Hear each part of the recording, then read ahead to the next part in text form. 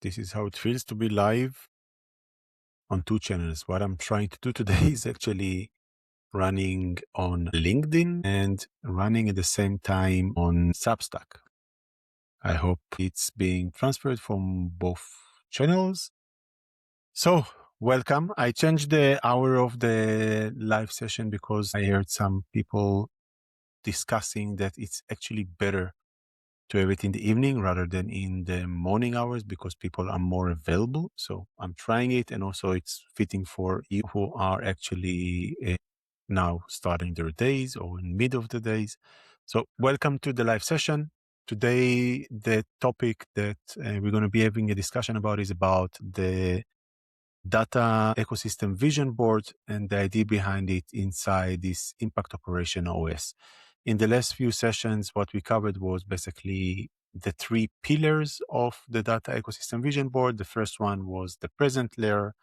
This is where we acknowledging where things are standing, how they're working, and how basically we are cooperating inside this environment. Then the second part is regarding the future layer. This is when we designing where we are going from here. So basically how the data ecosystem going to look in 3 years from today. And the third layer, this is where we usually finishing, is how do we actually measuring that we are in the right place, that we basically able to measure the transformation from the present to the future. So understanding basically how things progressing for us. Are they actually going in the right direction or not? And if not, how do we correct it? And I think that a lot of the operation of the method is starting in the vision board, because the idea behind it is that before we can move out of where we are today, we need first of all to understand where things are standing. So what do we see today as problems? How we quantify these problems in a way of the three main KPIs that we are using in the method: the FTE depth, which means basically the business cost of not having the perfect data. This is all the workarounds, the shadow dashboards, all the zombie data that exists in the organization because we are not functioning correctly in the existing operation. The PCU, which is basically the portfolio cognitive units. This is how much it's costing us actually to maintain the existing portfolio with the amount of people we have.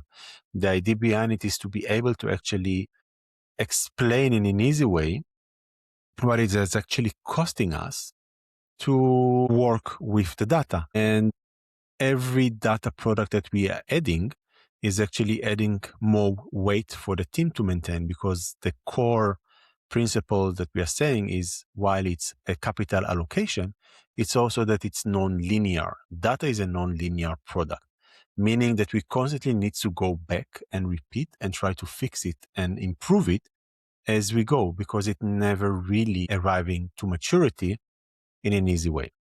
And when we're combining all of it together, basically these two KPIs giving us a very good indication in the present layer how we basically spending our effort. So are we able to actually add more products? Are we in a healthy location with our portfolio, existing portfolio of data products?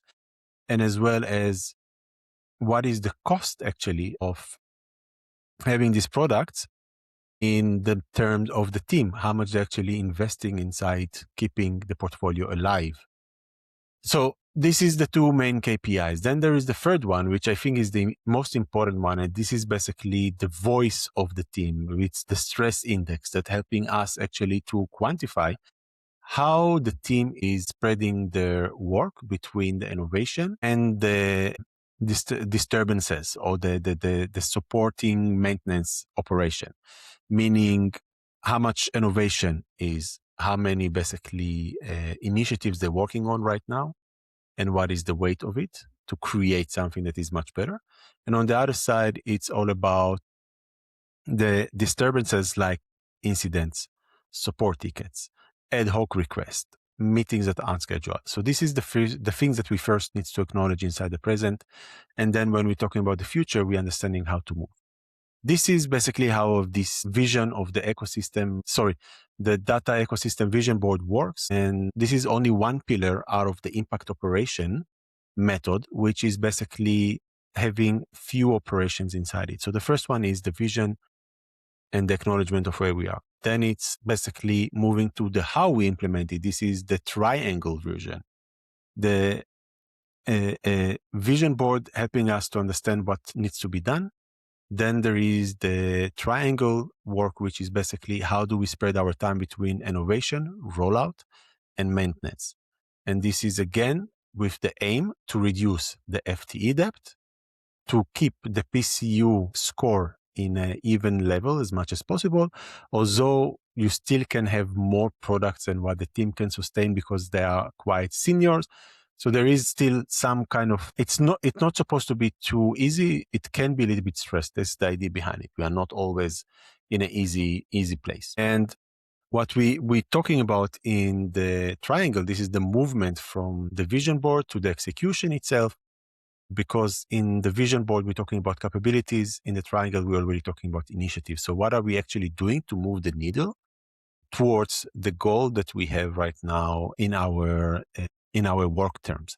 So the data team can pick up different initiatives that they think that they can actually create a value, and they're doing an exploration. This is what we call the 3-5-7 model: 3 weeks building, 2 weeks testing, and then 2 weeks either explaining why it was a fail and then document it and try to figure out how we can move to someplace else. Or the second part is actually how we creating the documents. So the last 2 weeks, the documents basically to move forward to develop this product because it was a success. And when we're talking about success, we're going back to the FTE debt and we're going back to the PCU.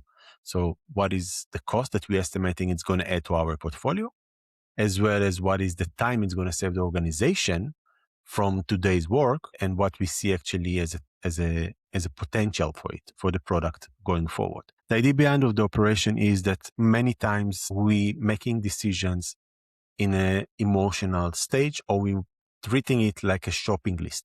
And what we're trying to do actually is we're moving from the emotional, we're moving into numbers, we're moving into KPIs that actually telling us something and making us understand. So if the PCU goes up, what does it mean? Can we still maintain it? Do we need to hire a new person, or do we need to do a trade-off and say, okay, this is the products we're going to be shutting down to be able to make it work in a better way? Then the second part is from the FTE debt, because the concept is to return to the business the hours. They should not waste it on preparing data or doing shadow work. And I think that one of the key things that I realized over the past few years is how much work actually organizations are investing in building up on top of the dashboards, on top of the data products, on top of whatever they're receiving. They're creating more processes and a lot of Excel sheets and quality assurances. And a lot of it is actually costing us a lot of effort, a lot of stress, and we actually need to try to reduce it as much as possible. So when we looking at moving out of these zones and what is the method is about, it's about making the right decisions. It's about steering with financial values inside it, so the impact, rather than what we feel or what we see or what we think. It's actually coming and saying the logical decision is now that we're going to work on these capabilities because they're going to save us the most FTE debt, or they're going to be optimizing our PCU into the right levels, because right now we have an issue. And inside this entire method, we have different components that helping us basically to move forward.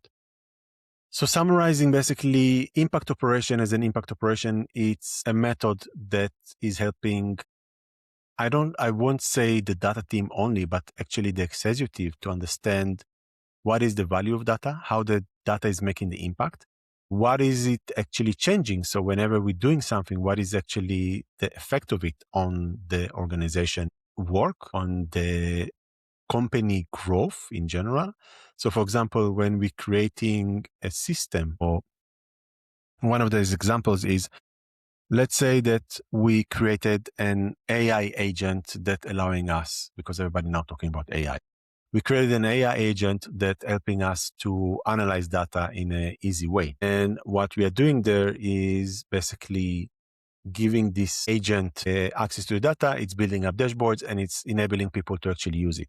But if this AI agent now causing, for example, the marketing department to do more QA testing and investing more time in understanding the data, it's not doing the job that it was supposed to do because it didn't create the right trust. On the contrary, it added more work for these teams to be able to actually leverage the data to their advantage. So the time to the decision is not the optimal one. And here we can optimize it. And when we looking at impact operation, what we're doing in the 357, for example, when we're doing the execution of this initiative, we're first going to understand how we're doing it in the right way.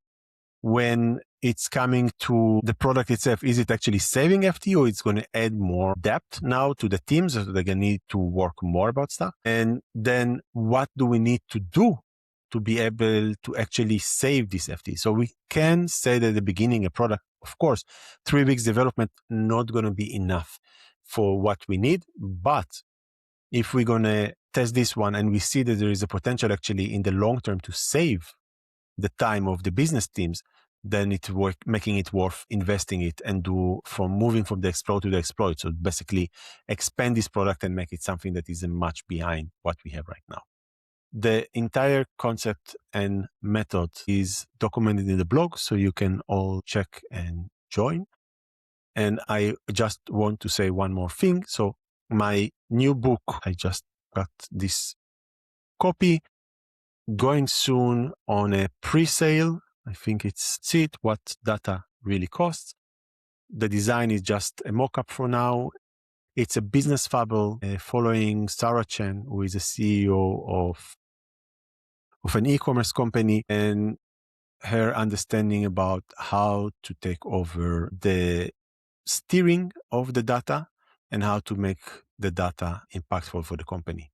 I will invite you to join Impact Operation, my blog, to learn more about these methods, and I will see you around. Thank you for joining the live session.